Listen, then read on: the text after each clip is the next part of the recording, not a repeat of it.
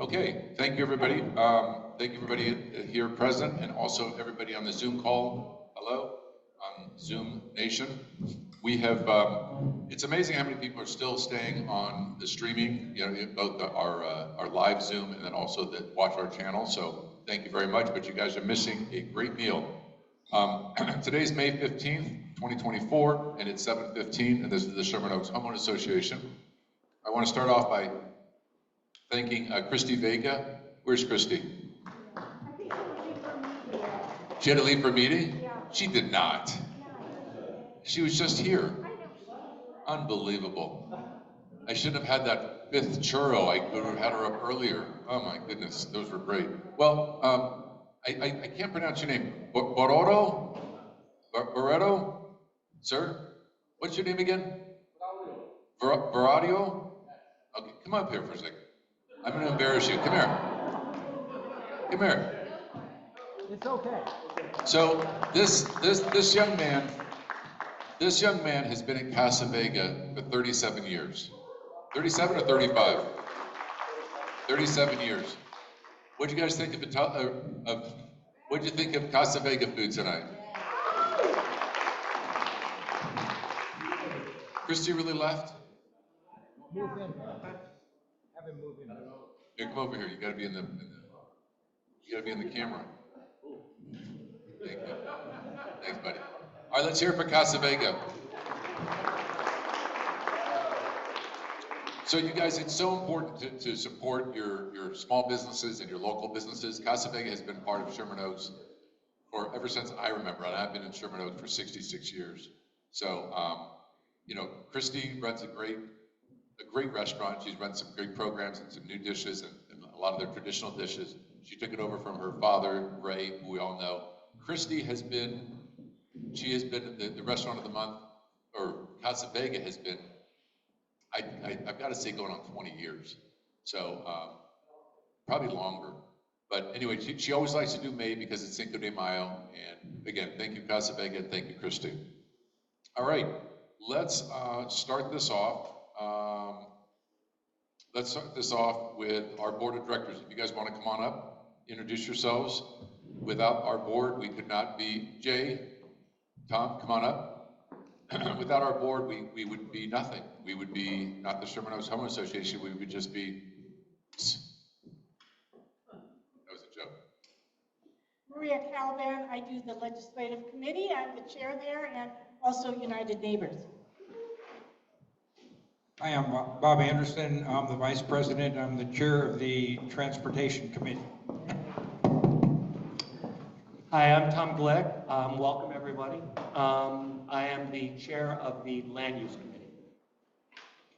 Hi, I'm Jay Weitzler. I'm chair of the airport committee and also the liaison with the Buckley School.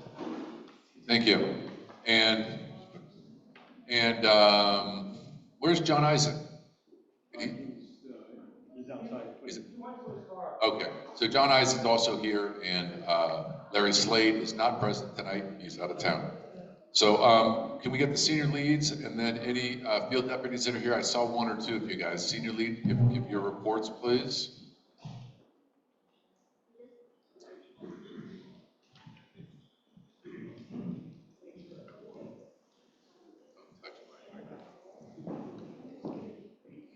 Hello, I'm Officer Soldano. I'm the senior lead officer for the southern portion of Sherman Oaks.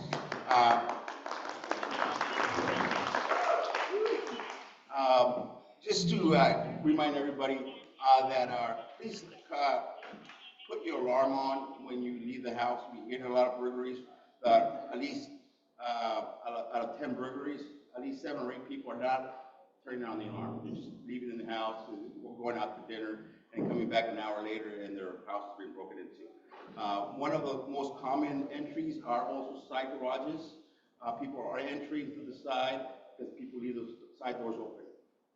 So that's another issue. But we're still down from last year from our crime, at least for the southern portion of Sherman Oaks and the northern portion of Sherman Oaks. Burning for motor vehicles, again, opportunity type of crime, not leaving anything visible in your vehicle, lock it, secure it, and at least put the stuff in the truck when there's, if you have anything valuable. Hello, everyone. My name is Mariana Romo, and I'm your senior lead officer for the northern part of Homeowners. Just prior to coming here tonight, we were on a Zoom meeting with City Attorney Todd Gilman. As you guys are aware, we lost our neighborhood prosecutor program. We lost Andy Solomon.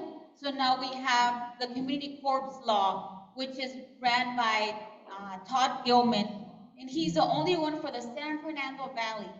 We've been having major issues with loud parties, and it makes it very difficult when we don't have the neighborhood prosecutor program, so we're working very hard with Todd Gilman. One thing that I asked of you guys is that you guys are aware of a party that's going to be happening in your neighborhood. We asked if you can help us out by getting social media flyers, any type of documentation stating that there's gonna be a party at a certain location. That way we can start getting the ball rolling, getting our vice unit helping us out, having extra patrol in the area for these loud party houses. That helps us out. Any evidence of social media flyers, videos of you guys recording the incident, obviously do not put yourself in danger, but if you can do it in a safe way, you can email that to us, and we will be working with the city attorney's office. We're asking for your help with that. The summer is coming, so we expect more party houses and stuff like that in the neighborhood. Thank you. So I'm having an engagement party for my daughter in June. Should I let you guys know that? Shut it down? All right. Thank you, guys. Let's hear it for our great police officers. Thank you. Thank you for everything you guys do. Come on up.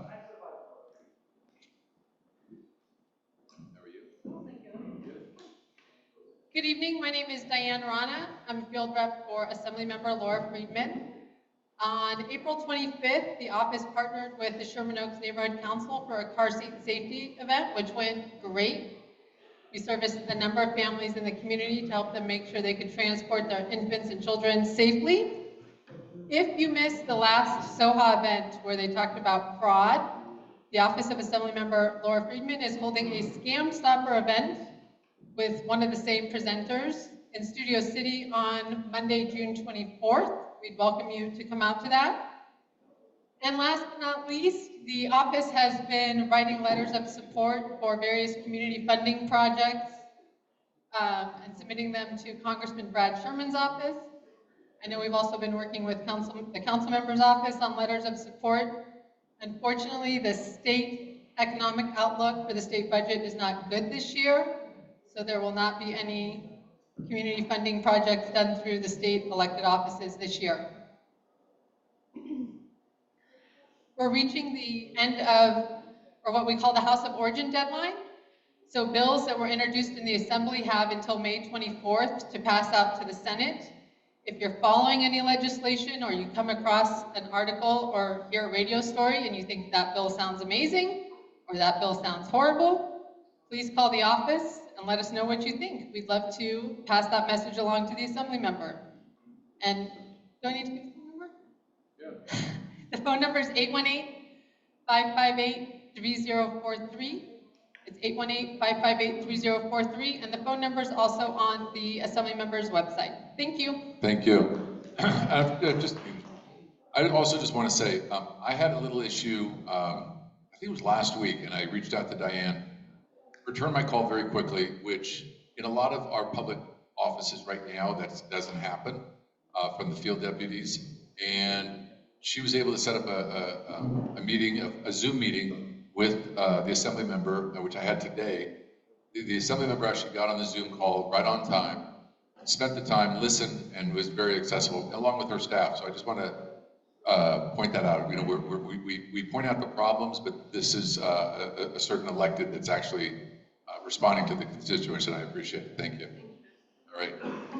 Did anybody enjoy? Thank you. Did anybody enjoy the music that we had? Yeah. So our Zoom players, our Zoom watchers don't get to the privilege of hearing Lindsay play the organ, the piano. Usually she plays the organ because that's what she does. She's the organ player for, it's either the Kings or the Ducks, and I never get it right, so I'm just going to say either the Kings or the Ducks. The Ducks. Okay. Lindsay. Thank you. Lindsay Ember, Sherman Oaks Neighborhood Council President. So our council it has like 2 bits of programming to announce. The first one is the concert in the park that was supposed to happen in May. It rained and it got rescheduled to June 2nd. Maybe that was April. Doesn't matter. June 2nd, we will have cover bands, tribute artists, etc. By the rec center on Houston Street. And then, because I don't seem to see any representative from Council District 4 here today, is that correct? Is there a field deputy? Not yet. Oh, okay. Emma, Emma Taylor is handling everything until then, but there's a lot of stuff, as one might imagine. So I don't see CD4 here today, but if you want to come to a meeting where CD4 has committed to showing up, the council member, Nithya Raman, will be at the SONC board meeting on June 10th. That's the second Monday of June. That's June 10th. Come. We have a way that you can submit your questions. She's basically going to give some updates. We're going to do a Q&A, all sorts of things. So if you want to be able to interface directly or through the questions with the council member, the SONC meeting in June will be the way to do that. Thank you. And where will that meeting be held? That'll be held right here in this room. Excellent. So not too complicated to find. Any piano playing? If it's still here. It's always here. Okay. All right. Yeah. Come. All right. Come. You'll get a show too. Thank you. Yeah. All right. Okay, Bob Anderson. Hi, everybody. I just want to give you a little update about Metro. Last Saturday morning, Metro had a public meeting on the Sepulveda Pass Transit Project. They announced it with much fanfare, and I got there. Maria Calvin and Jeff Calvin were there. We were about 10% of the attendance because they had about 30 or 40 total. About 3/4 of the place was empty, except they had 50 Metro employees, so they were spending a fortune having the meeting. But the most interesting thing, it was kind of typical and not too much information. The most interesting thing is they finally actually announced the date for the draft environmental impact report. That's the big report that comes out, and once that's out, you start to get all the information about the projects which Metro has been holding back from us. There'll be plenty of information because I expect the report to be 25,000 pages long with appendices. We get 60 days to review on it and comment, and that's great. They announced it'll be released early next year. I went back to the old schedules that I keep for Metro and looked at the official environmental study schedule, which started in November of 2021, and they were going to finish it in 18 months, and it's now taken them 51 months to finish it. So 3 times as long as they said, 3 years late. And then there's another 2 years of work to be done. Let's hope that doesn't take 6, or they're not going to start building this thing till 2030. But as soon as we get some information, we'll give it to you. On the table, you'll see a little list. City Watch, which is a publication, online publication, asked me to write articles about Metro. I asked them 20 questions, and they gave me 19 bad answers. So I have been writing weekly articles, and that's the list of the articles. They're short, they're about 500 words, and they're kind of interesting, sort of attacking each aspect of what they said from Metro. But other than that, I'll keep you posted in the newsletter and everything else. Thanks. Fantastic, thank you. Thank you, Bob. Before we get on to our speaker, I do want to remind you guys here in the audience and you guys at home that our next meeting, the 3rd Wednesday in June, is not going to be held here. This is sounding so weird. It's not going to be handled here, or we're not having the meeting here. We're doing a field trip, and we're very excited. We're going to the Valley Relics Museum, which let me just see a show of hands. Anyone's been there? Okay, pretty cool, isn't it? Yeah, it's great. So it's over by Van Nuys Airport. It's about a 10-minute drive from your home here in Sherman Oaks. And we're gonna have Mendocino Farms, I believe, is going to be catering that event for us, and thanks to Jane, who had to go out. But It's going to be a blast. We're going to have a speaker talking about the history of Sherman Oaks, and it's going to be a lot of fun. You do have to RSVP to this event, though. So either send us an email or call the phone number and leave a message on our voice on our service, and then we'll see you guys then. Do you know the address to the I don't, but there's a new thing called the Google. You can look it up.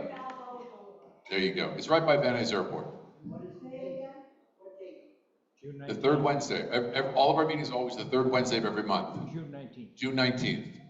And so also, it's in the newsletter, you guys. Also, I just want to make a little shout out. Stuart, can you stand up in the back? Stuart Waldman's here. Stuart's been a great part of this community, the Valley, for a long time.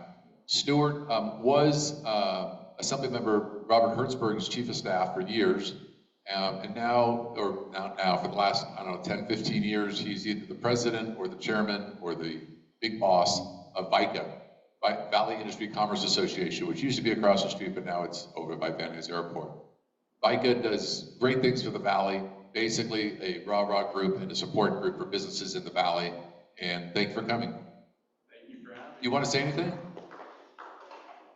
don't really need to, but be careful. Government is bad. They're going to screw you. They want to put, there's a ballot. Stuart, come up here. Hold on, come up here.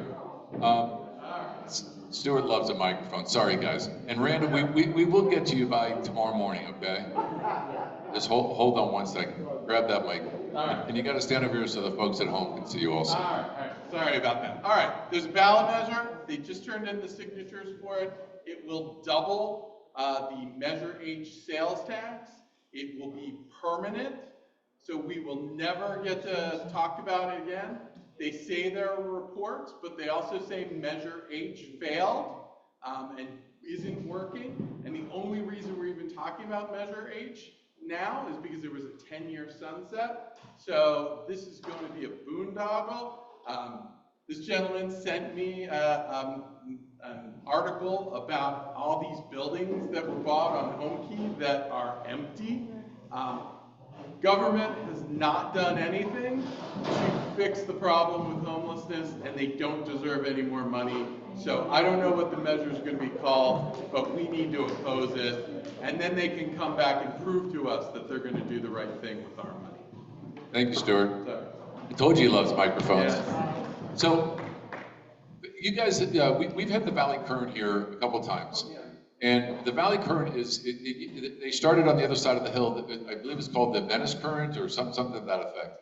But anyway, the two folks that run that are amazing. They are true investigative reporters. If you don't know their website or their blog, you should go look up Valley Current. It's amazing. It's scary. I was sent the article, and it's starting to get a lot of traction, even national traction. But yesterday, the day before, they came out with this whole investigative report that they had done. It's scary. It's disgusting. There's a building that the city of Los Angeles purchased for $50 million. $50 million, the highest price per square foot per unit in this particular area. $50 million. 2 years ago, brand new building. Guess how many homeless and unhoused are living in that in 2 years? Zero. That's our money, guys.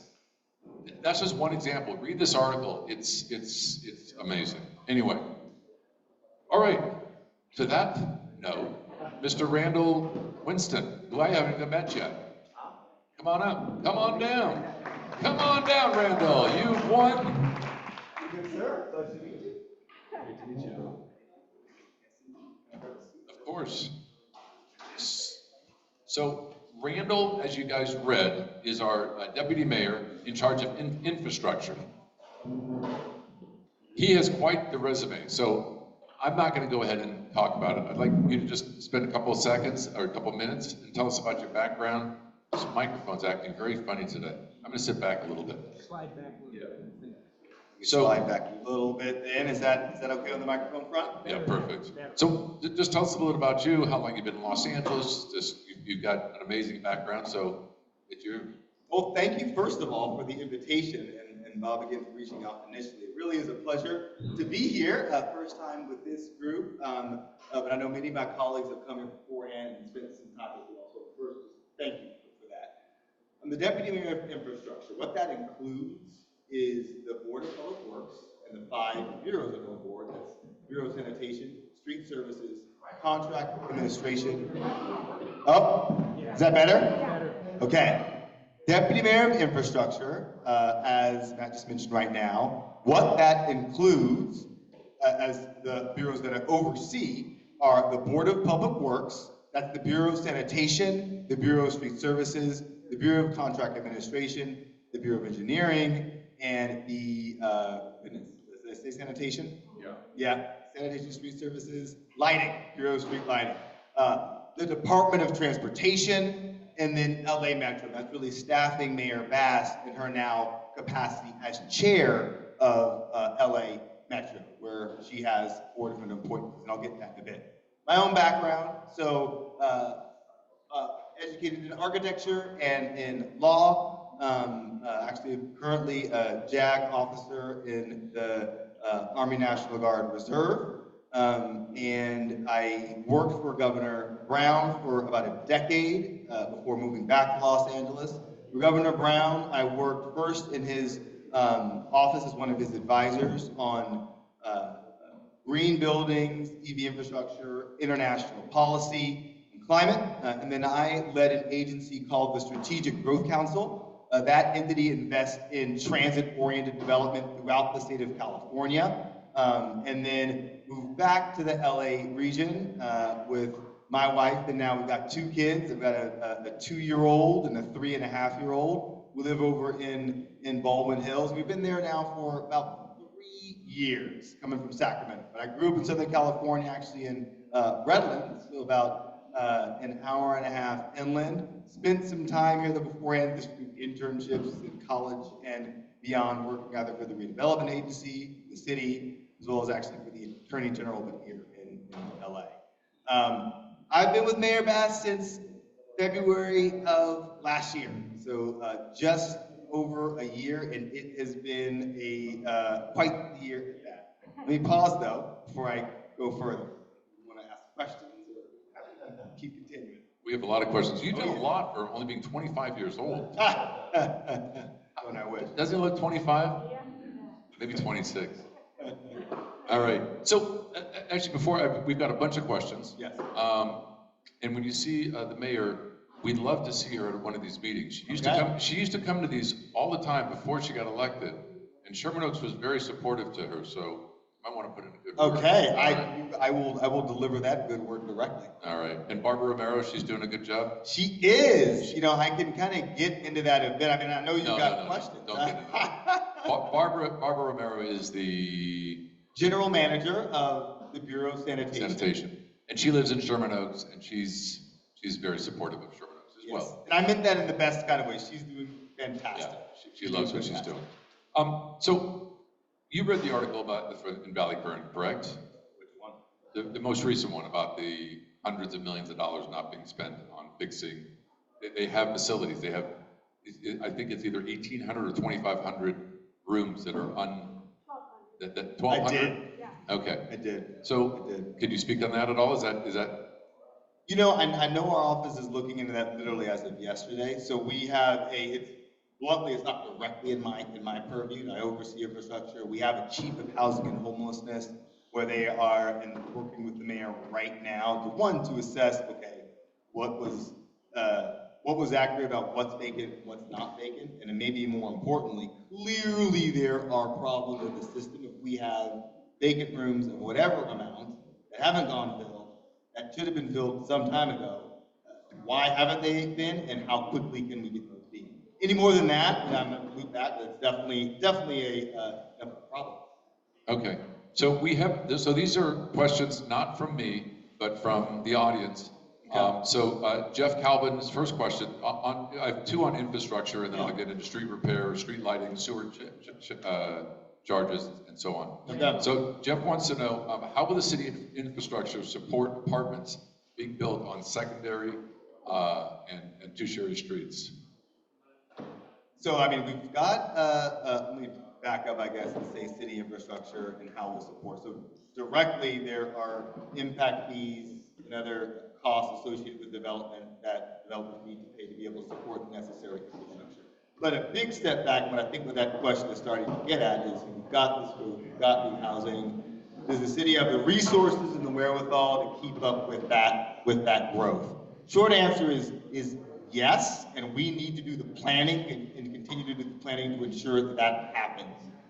One thing that the mayor is going to be announcing here that the city has not done a good job historically of, but will be doing, is an executive directive focusing on prioritizing our capital expenditure as it relates to city infrastructure. These are our sewers, essentially everything in our public right of way, including parking spaces and the necessary infrastructure to support our built environment. Why that's important. So LA is the, believe it or not, only major city in the United States that does not have a long-term capital improvement plan. It means that we don't have a plan like other cities do, a 5-year plan that says, hey, we need to prioritize resources in this fashion, sidewalks, for our storm water system, for new shiny projects, whatever they might be. Instead, we have a year-by-year budgeting process where our different council offices are able to prioritize what they see as priorities in any given year, even if that funding might not be there to complete the project.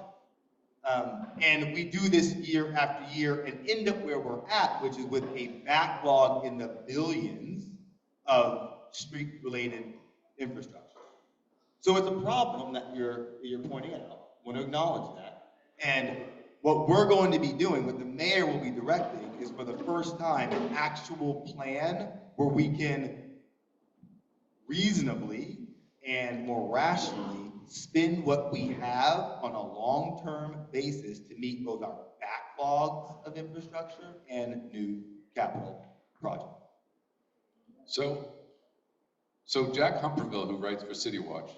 I read his piece recently. Okay. He had a couple. He wrote in and wanted to ask you, speaking of infrastructure, a 5-year capital. He says every year or so, the city puts together a 5-year capital and technology improvement plan. Funny you just mentioned that. But it's all talk and no action. Yep. More down to earth, the issues of the streets and sidewalks, the deferred maintenance is $5 billion according to the city's official statements. So truly, what is the plan to fix the streets and the sidewalks? Yeah. Parks are a mess, but that may be not part of your portfolio. That's $2 billion. So yes. you want to, what's the short answer on that? You know, we clearly don't have the resources now to fix everything, right? So this is not going to happen overnight. That plan that Jack referenced, and I appreciate that question, and I have no offense to our CEO or other leaders, it's recognized that is not a plan. So I mean, I have a plan to retire at some point, and I do certain things every day and every year to get me to that stage. It's, you know, isn't it simple and actually come to a plan that has action steps? I mean, if you're talking about it, why can't it just simply be done with the plan? You know, you raise a very good point. In my estimation, look, I've been here in the city for a year and some change, so I want to take that. Should be fixed then. The plan that's in place right now is literally a list of the projects that council office wants to see. It's not a plan insofar as actually sort of let's budget within our resources and determine priorities in, you know, across our public right of way. Okay. That's what we need, what we do not have. Okay. On street repair, Jeff and Maria Calvin, kind of a combined question. Contractors often break up the streets in order to work on repairs or to tie in utilities to new construction. They patch these trenches quickly and improperly, and then they eventually require repairs. Why can't the city require that these repairs be done with better specifications? And then also, we as communities in Los Angeles that have concrete streets that get repaired with asphalts, why are they not repaired with concrete? It's a very good question, and this is a not to point to too much, but a problem that we inherit. In 2017, 2018 was the Willits lawsuit, which you may be familiar with. City sued for its lack of accessible sidewalks. As a result, we now have, last time I checked the math, in the upwards of close to $10 billion in backlogs of sidewalk repairs.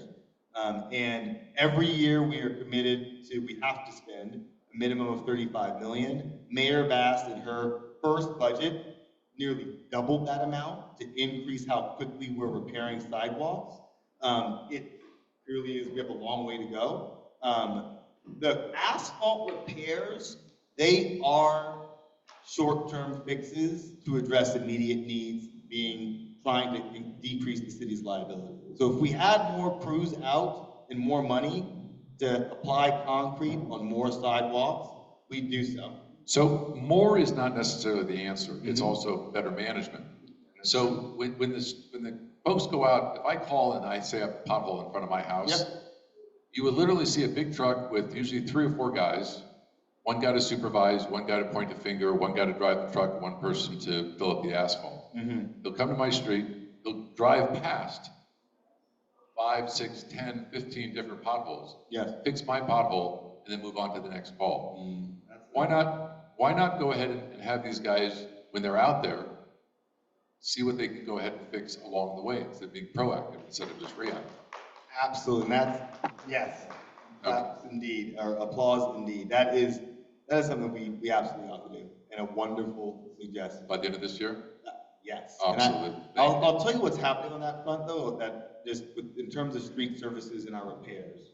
So in October, the mayor signed an executive directive to completely reform our city services, focusing on, yes, 311, and how you can use 311 to request a pothole repair. But what really is behind that is we have a consultant, Deloitte right now, working with every department to assess the workflow, as we described, the workflow associated with every city service, especially those that are most frequently requested.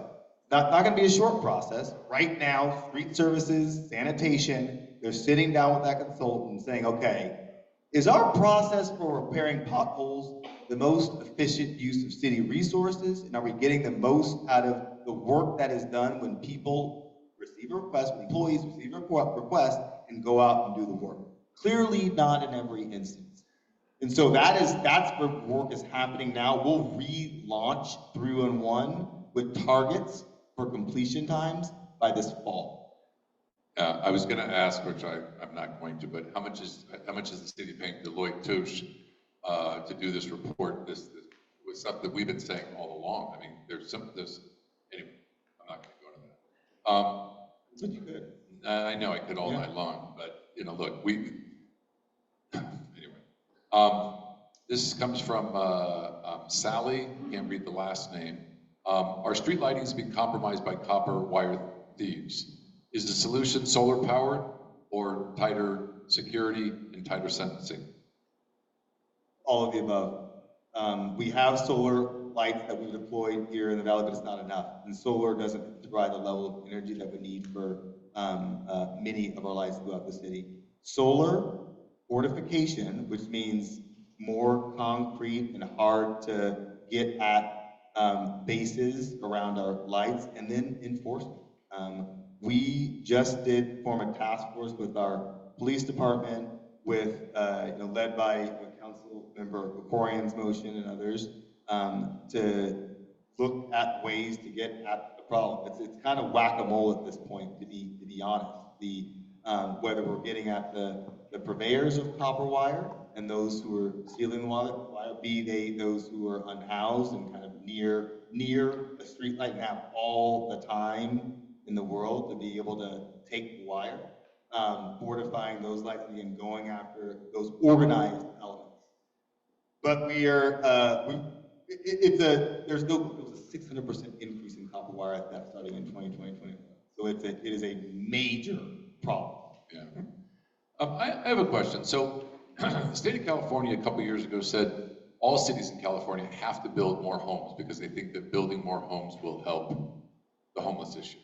And the city of Los Angeles was mandated to build 800,000 homes. in the next, I think it's 6 years, 7 years. Is that correct, Maria? No, 400. It was 800. It was 400,000? No, it was 800,000. No, the arena was 456,000. Okay, so 456,000 new homes. Now, if my recollection is correct, a couple of years ago, I didn't have a green grass anymore. I had a brown grass in my yard, and I went to drought tolerant because there was something called a drought. Did we have a drought? For years and years and years and years. So we couldn't use water to do some basic things. Now we've had it rain for a couple of years, and now we can have green grass again. But how is the city of Los Angeles infrastructure? How is the city of Los Angeles going to have 500,000? Let's just say round figure, 500,000 new homes mandated to do that? How are we going to fit on the streets? How are we going to provide water? Mm-hmm. How are we going to? How is our infrastructure going to support that kind of growth that quickly?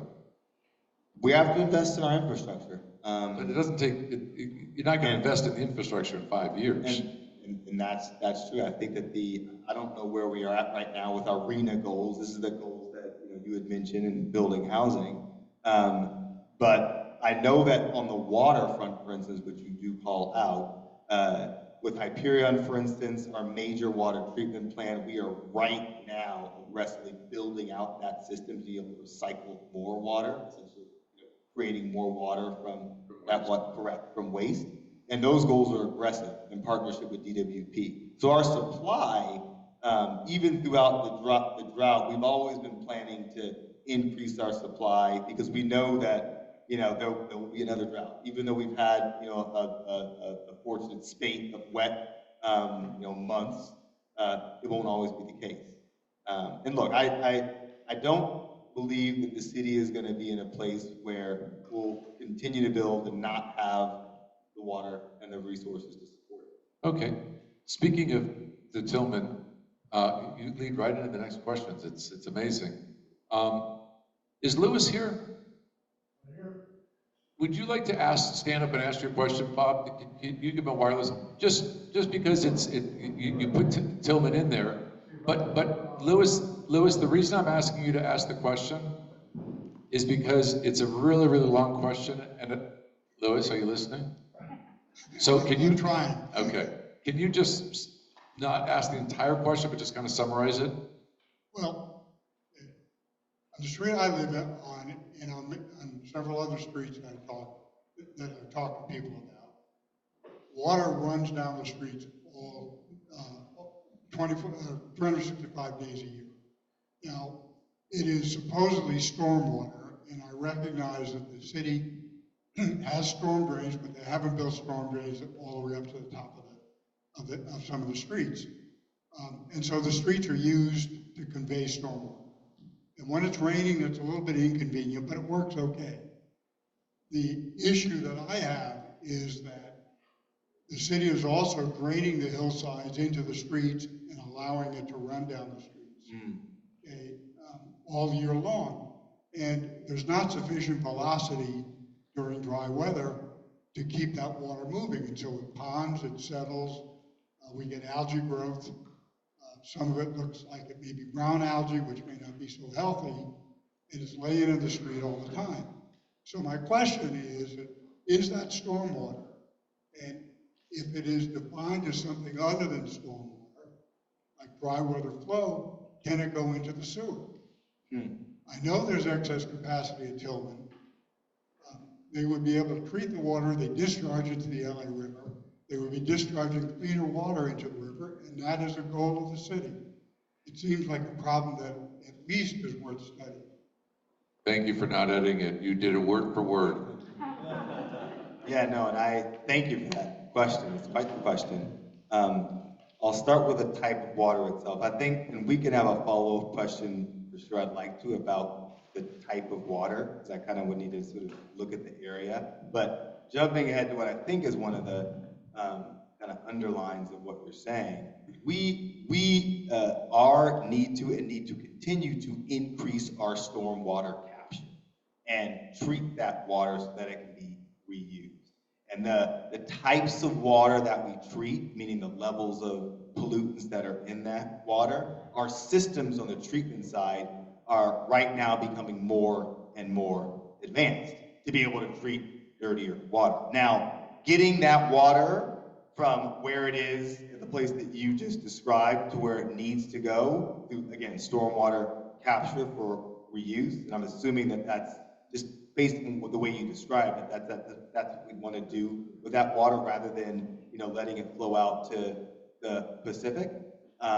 That to me is kind of maybe the funding question, or sort of the infrastructure question that I want to talk a little bit more about. We do have, like throughout many parts of our infrastructure, as I've discovered, backlogs. We have backlogs of stormwater projects, backlogs of sidewalks, the list is long. And we're prioritizing how to make those improvements. So I'll definitely talk with you after this to learn more about the specific area and how we might be able to assist. All right, thank you.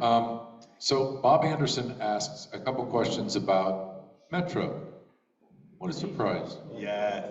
So Bob's first question is, Metro stations were never designed to be secure. The train station infrastructure upgrades might be required to improve safety, correct? Correct. Okay, that's easy.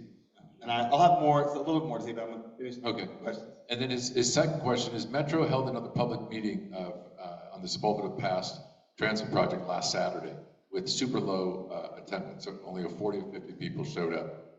The public is not being well served because the meeting provided basically no new information, and Metro's responses to reasonable questions were not forthcoming. How can the city help make Metro more transparent and honest to the public? Great question. I'll start with the second and then go back to the first. And Bob and I know this, we've had a chance to discuss beforehand about Metro. We know that Metro needs to do, Metro staff and leadership needs to do much more to continue to increase transparency and communication across the board when it comes to their built projects. As the chair and the chair's office and our four appointees to the board, we have the ability to increase the time and the place of those convenings. And I think what we can commit to do is work with you all to ensure that if there is a sense or a belief that the process is not fair, is not transparent, is not open, is not communicative, then we can push to make it so. Now there are obviously rules associated with an environmental impact report and the review process, but that review process has parameters, and that's where we as the chair's office can weigh in to make the process better. And by better, I mean more transparent and engaging of residents who are impacted. I want to say one thing about the safety point, or one further comment here, because the mayor just took it up once again this morning, and there will be a press conference that she'll be holding tomorrow. She's been much of my day was sort of derailed in a good kind of way, focusing on what some Metro actions to come.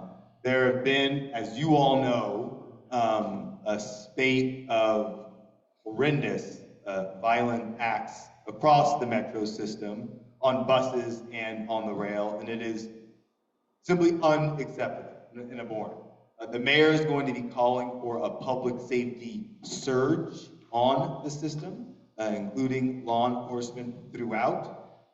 There'll be more details to share tomorrow, but we know that if we are to continue ridership and continue the advances that we're making in the system, riders and employees have to feel safe. And right now, that's not the case. Okay. Yeah, I mean, again, our city 10 years ago was so different. I mean, it used to be, you know, we kind of laugh now. It's like we kind of miss those days we used to complain about potholes. And now, you know, the crazies are kind of running the asylum. I mean, you know, our city spent billions and billions of dollars building this world-class metro system, and ridership has never been lower right now because people are scared to get on these trains because of the homeless and the crazies that are on the street. Not just crazy homeless, but there's all different types of people the city has failed us in so many different ways. Our parks aren't safe, our streets aren't safe, and our subways aren't safe. So I hope something's done sooner than later, because folks, I'm in real estate, folks are wanting to move out, or they're moving out of the state, the good folks that make good money, that pay good taxes. Stacy, are you here? Okay. So Stacy Frazier asked, the state law says that you can't park a vehicle overnight for 72 hours. Yet there are streets with mobile homes parked there for months and the city does nothing. They are also blocking the city sidewalks, which is against the ADA regulations. The city does nothing when complaining to the mayor's office, city council, public works, etc. The response is that we have so many encampments and we're trying to figure out what to do. In the meantime, whoever owns, lives, or works in the area suffers with the mess, the stink, the constant breaking of fire hydrants and fires. We pay taxes, yet we live in a terrible, terrible way. What can be done? I'd correct one part of that. The mayor's office is starting to move on what we see as the widespread challenge of mobile homes. So Stacy, if she is listening, please send me those locations directly so that we can begin to address them. What's happening right now, we have a task force to address the RV, we'll call them RV encampments throughout the city. It will be a long process, just as it is addressing encampments themselves. One is a threat of legal challenge. So as you all know, both with encampments on our sidewalks and kind of similarly with RVs, there's ongoing litigation, or has been, and some of the hesitance on part of the city attorney with regard to enforcement. I don't want to speak for the city attorney, but you kind of invoked enforcement, is being sued and essentially not able to move on those RV encampments with the speed that we would like to. It's getting those folks housed and finding places to store those RVs once we remove them, and that's what we're doing. RV encampment or location by location. So please, Stacy, send me that location. Well, and the excuse of not having a place to house these is ridiculous, because the city owns so much real estate in this city and in the county, and that is underutilized or not being utilized at all. They own parking structures that are underutilized. So well, we have identified those places. I don't want to say that we don't have them, because we do. It's getting them off the streets fast enough to get into the lots to store them. Okay, put in the private sector, it'll happen a lot quicker. Okay, I'll help you about that.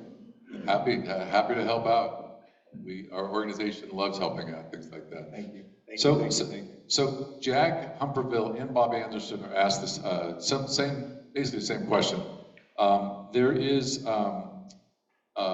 the sewer surcharges on are going to be doubled by the year 2028. The average sewer surcharge is $75. It's going up to $155 by 2028.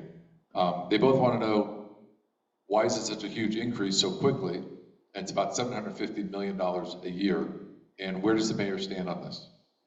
My understanding is that this was just passed by City Council, a few days ago. Last time a rate case was passed was actually in 2012. And the last time the rates went up themselves, 2021, it's due to the pause in increases that took place during the pandemic. That's my understanding of why the increase is as high as it is now and starting off that high, because of the pause since the pandemic. Okay. And then Jack Humperville wants to add one other thing to that as well. He says that the solid waste recovery fee needs to be increased. How do you like that? So the general fund is subsidizing this operation to a tune of $131 million a year. Plus there's more money needed for composting and very expensive, the trucks that deal with the solid waste. Where does the mayor stand on the increase that will probably cost about $200 million a year in a year that there's a deficit? I don't want to speak too much for the mayor on this one, so I don't directly know where she stands. I'm aware of the problem, though, with those rates not having been increased.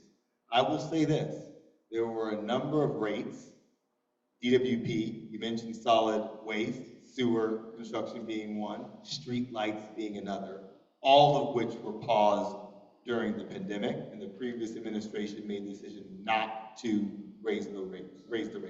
So now we're in a situation where we've got the general fund funding services that ought to have been funded through rates, and it's now upon this mayor to determine, okay, am I gonna go out and support asking you all, us all, to pay more for these services all at one time, right? If it's sewer, if it's solid waste, if it's street lighting, if it's some of the DPP rates, and that's obviously a loaded set of questions and costs, but real because they've been delayed. So the sanitation rates are moving forward for sewer. I think there's still a conversation around solid waste between council and the mayor, and frankly, the other rate increases. When and being cognizant of the impact on Angelina. Okay, so I'm done with the questions. Bob has a wireless microphone. Does anyone in the audience have any questions? Wow. Yes, do you have a question back there?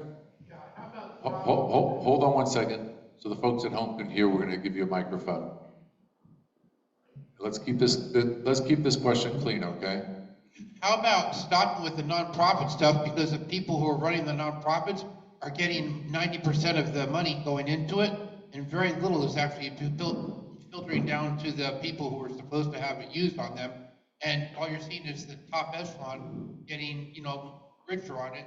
When Mayor Reardon was here years ago, he didn't pull that stunt.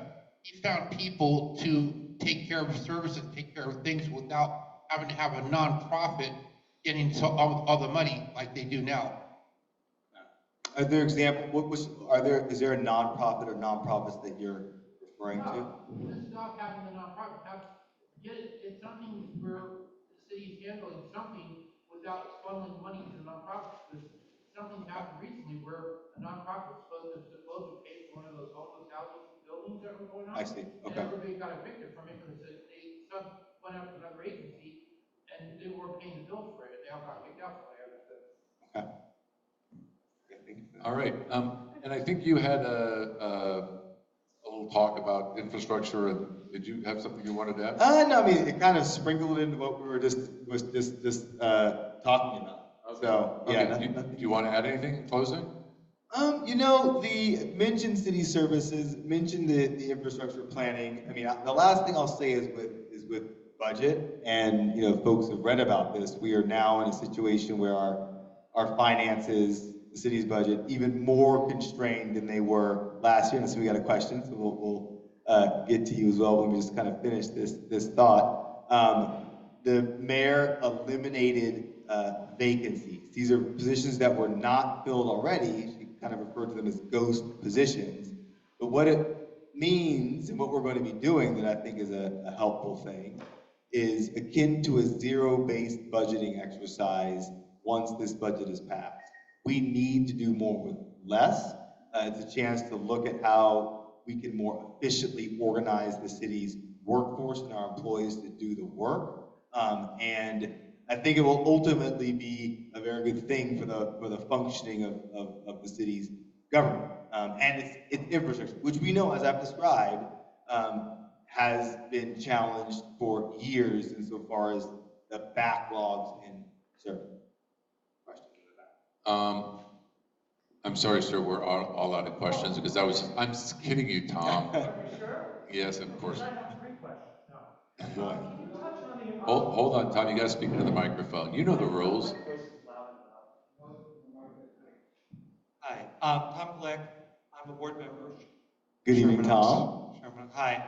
Can you touch on what's being done infrastructurally for the 2028 Olympics? Very good question. The mayor was in Paris earlier this year. She's going to Paris again this summer for the handing off of the torch. She actually just made a comment today that I'll share, which is like, she was there, she met with dignitaries. Part of the purpose of the trip was to look at the infrastructure planning, and she came back and said, both excited and a little bit terrified insofar as the scope of what still needs to happen to make sure that we're prepared. But all systems go at this point. So we have a structure with LA 28, our partner in planning for the Olympics, where We have identified or identifying all the potential venues and what's called the games route network, where the athletes will be traveling, where they'll be staying, and maybe more importantly, where visitors and attendees, the routes that they'll be taking to the venues, and ensuring that those what are called kind of venue approaches, how people get from point A to point B, that we have the necessary infrastructure in place to be able to support that, both in terms of raw capacity, buses, and other types of transport. The beautification, we're going to be on the world stage, right? And we want to put our absolute best foot forward. The challenges on our streets at present are part and parcel, right? The mayor's operations with Inside Safe and our efforts to get folks housed, we're down directly to how we look on the world stage, to state the obvious. And so we need to continue on the pathway that we have right now. We've got, forget the World Cup before that in 2026. Go ahead, Tom. So unlike most Olympics where your venues are concentrated, sorry, Bob, keep it with me. It's just that the folks at home need to hear the question. I got it. Unlike other Olympics where the venues are concentrated within a relatively short distance between them, Los Angeles is going to have the largest distance between venues of any Olympics ever. And I'm curious to know how you're going to move people that are coming to the city, or are we just going to have a bunch of people that are going to be renting cars? And then there's going to be, they won't be able to go up streets because the bus lanes are for buses only. We're still a car-centric city, but we don't think we are anymore. We're playing to the bicycle advocates and all the other advocates, but in a sense, we're still a car-centric city, and I think our Olympics is going to be a car-centric Olympics.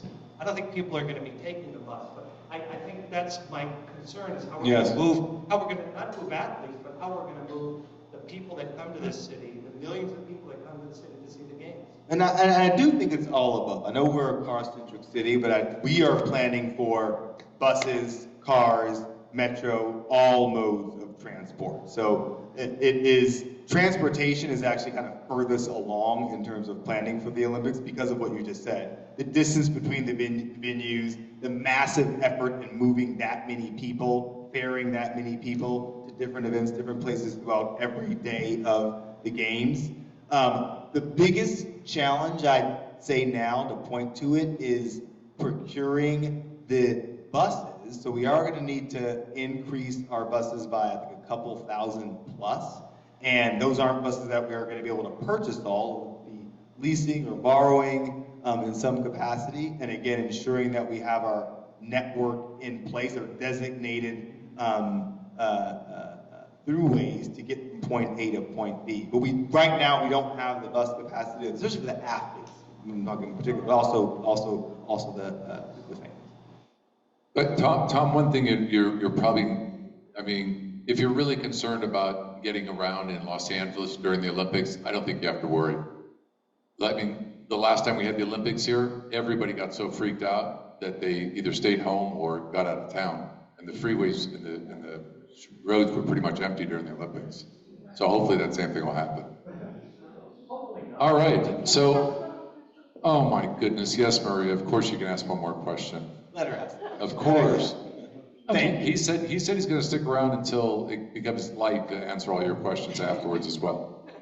Well, my question is, a lot of times we have our streets resurfaced, and it doesn't take like a month later that some service comes in and has to cut the street again in order to the phone, whatever. Is there any way the city can coordinate what needs to happen on those streets before they finish and resurface it? Yes. I'm going to point to the problem first and give you what the solution is. So currently, right now, with our street resurfacing, the city family, within the city itself, we have an ordinance that says you cannot, once the resurfacing activity is taking place, there's a moratorium on any development. That's what you think. It's on the books. It is. The problem, to your point, and that we've discovered, is that that doesn't keep those entities such as private utilities from going in and making the cuts anyways. It's basically a lack of coordination. I'm talking about SoCal, Gas, sometimes DWP coming in making those cuts, even though there's an ordinance in place.